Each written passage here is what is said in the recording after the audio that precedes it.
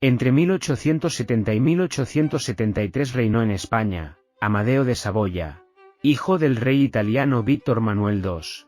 El nuevo monarca nunca logró ganarse la confianza ni del pueblo ni de los poderes del Estado.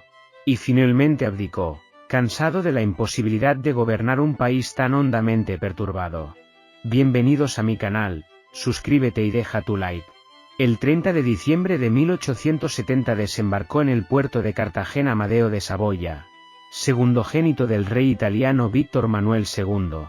Había sido llamado por las Cortes y por el general Prim para convertirse en el nuevo rey de España, vacante desde que en 1868 la Revolución Gloriosa derrocara a Isabel II de Borbón. Italia era un país recién nacido y a la Casa Saboya le convenía tejer cuantas alianzas le fuese posible. Una oportunidad que Víctor Manuel vio en el trono vacante de España.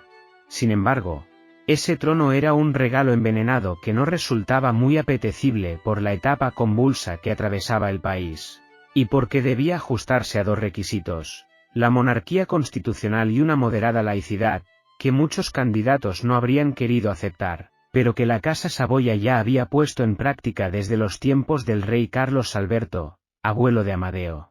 El príncipe italiano también había recibido una excelente formación militar y había demostrado su valor en el ejército, algo que en principio habría debido ayudarle a entenderse con los militares, que gozaban de gran poder en el gobierno de España.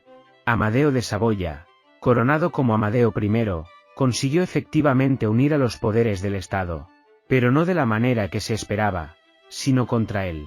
En sus poco más de 2 años en el trono, logró atraer la antipatía de los monárquicos conservadores, los republicanos, los borbónicos, la Iglesia y parte de la cúpula militar.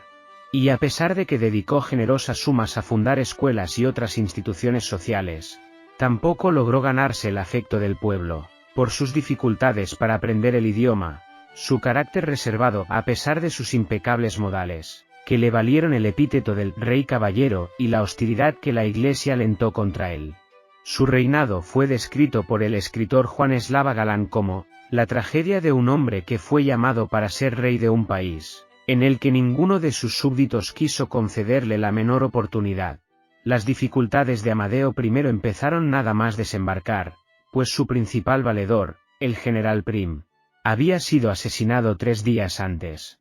Así, el 2 de enero dio inicio su reinado en medio de un clima de hostilidad y desconfianza, en el que prácticamente carecía de apoyos.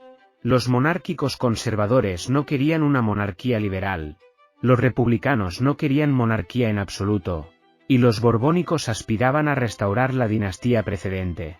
Este último era el sector más hostil al nuevo rey, encabezado por Antonio de Orleans, duque de Montpensier, aspirante a la corona española por su parentesco con los Borbones. Es considerado el principal instigador del atentado contra el general Prim.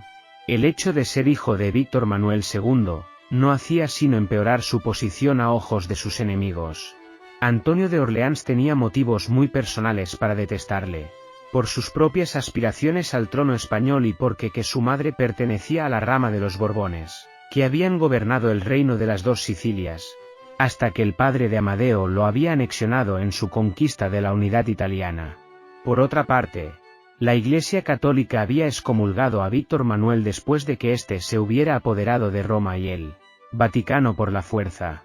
A este clima hostil se sumaron una serie de conflictos internos que el monarca, huérfano de apoyo político tras la muerte de Prim, no tenía capacidad para dirigir. La rivalidad feroz entre las diversas facciones parlamentarias, cada una de las cuales miraba por sus propios intereses, hacía inviable cualquier proyecto. Las revueltas populares se sucedían reclamando reformas como la redistribución de tierras, la reducción de los impuestos, la abolición del servicio militar y el final de la esclavitud en las colonias.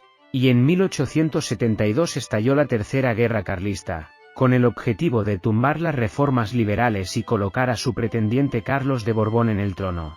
En junio de 1872 la situación de Amadeo I se había vuelto casi insostenible, y solo contaba con el apoyo del Partido Radical dirigido por Ruiz Zorrilla, que había presionado al rey para que convocase nuevas elecciones, después del fracaso de los conservadores en formar gobierno.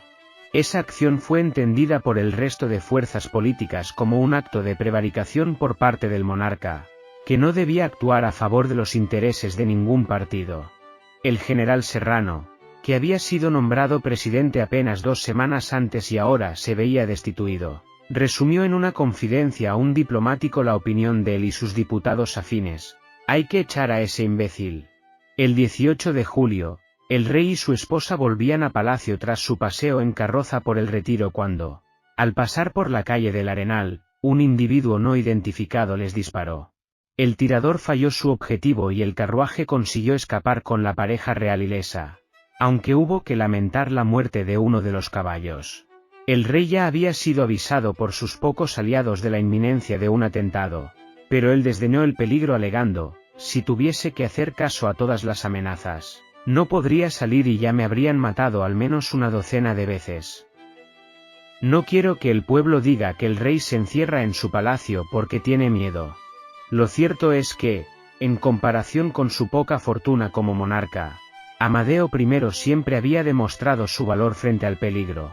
Al día siguiente se presentó en el mismo lugar del atentado a pie, por primera y única vez. Recibió el apoyo de sus súbditos, impresionados por aquella muestra de coraje. Al volver a palacio se asomó a la plaza de Oriente para saludar a la multitud que lo vitoreaba. Y ante esa situación agridulce exclamó: cada día tendríamos que sufrir un atentado para ver esto. Nunca se encontró al responsable del ataque, aunque por la similitud con el atentado a Prim se rumoreaba que había sido instigado por Antonio de Orleans, o incluso por el general Serrano. En enero de 1873 el rey perdió el último apoyo que le quedaba, el del Partido Radical, a causa de un enfrentamiento por la reforma del ejército. En una carta dirigida a su padre Víctor Manuel, le comunicó que se planteaba abdicar porque sospechaba que su ministro Ruiz Zorrilla, en vez de trabajar en la consolidación de la dinastía, trabajaba de acuerdo con los republicanos para su caída. Una delegación de oficiales del ejército le ofreció su apoyo en caso de que quisiera disolver las Cortes, pero esta opción implicaba suspender las garantías constitucionales y el rey se negó. Sin embargo, las Cortes fueron puestas al corriente de este episodio y acordaron finalmente prescindir del monarca saboyano. El 11 de febrero, Amadeo se encontraba en el Café de Fornos de Madrid esperando su almuerzo, cuando le llegó un mensaje en el que se le pedía, sin más preámbulos, abandonar el país. El rey anuló su pedido, no sin antes pedir una copa de grapa, y se dirigió con su familia a la embajada italiana, donde redactó su carta de renuncia.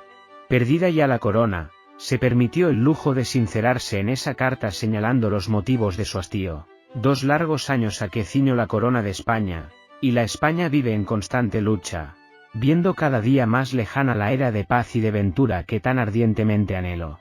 Si fueran extranjeros los enemigos de su dicha, entonces, al frente de estos soldados, tan valientes como sufridos, sería el primero en combatirlos, pero todos los que con la espada, con la pluma, con la palabra agravan y perpetúan los males de la nación son españoles. Todos invocan el dulce nombre de la patria, todos pelean y se agitan por su bien, y entre el fragor del combate, entre el confuso, atronador y contradictorio clamor de los partidos, entre tantas y tan opuestas manifestaciones de la opinión pública, es imposible atinar cuál es la verdadera, y más imposible todavía hallar el remedio para tamaños males. Lo he buscado ávidamente dentro de la ley y no lo he hallado. Fuera de la ley no ha de buscarlo quien prometió observarla. Estad seguros de que al desprenderme de la corona no me desprendo del amor a esta España tan noble como desgraciada, y de que no llevo otro pesar que el de no haberme sido posible procurarle todo el bien que mi leal corazón para ella apetecía. A pesar de todos los desaires que le habían hecho unos y otros, esta renuncia despertó cierto temor por el vacío de poder inmediato que provocaba, y las Cortes le dirigieron una carta cuyo lenguaje respetuoso contrastaba con el desdén que le habían mostrado. El propio Ruiz Zorrilla intentó convencer en vano al rey saliente para que aplazara su decisión y lo acompañó hasta Lisboa, desde donde tenía previsto partir en barco hacia Italia. No tuvo éxito y el Saboya regresó a su país natal, donde le esperaba el título de duque de Aosta que, aunque menor en comparación con el de rey, le procuraría una vida más tranquila. Los temores de Ruiz Zorrilla sobre lo precipitado de la renuncia se hicieron realidad. El mismo día que el rey abdicó, los republicanos insistieron a la Cámara que en cuanto llegara la carta de Amadeo, aquí no habrá ni dinastía ni monarquía posible, aquí no hay otra cosa posible que la república, señalando que si la proclamación no se producía antes de las 3 de la tarde darían inicio a una insurrección. A esa hora justa se aprobó la proclamación de la Primera República Española por 258 votos a favor y solo 32 en contra. Bueno amigos, llegamos al final del vídeo. Muchas por apoyar mi canal. Suscríbete y deja tu like, si aún no lo has hecho. Hasta la próxima.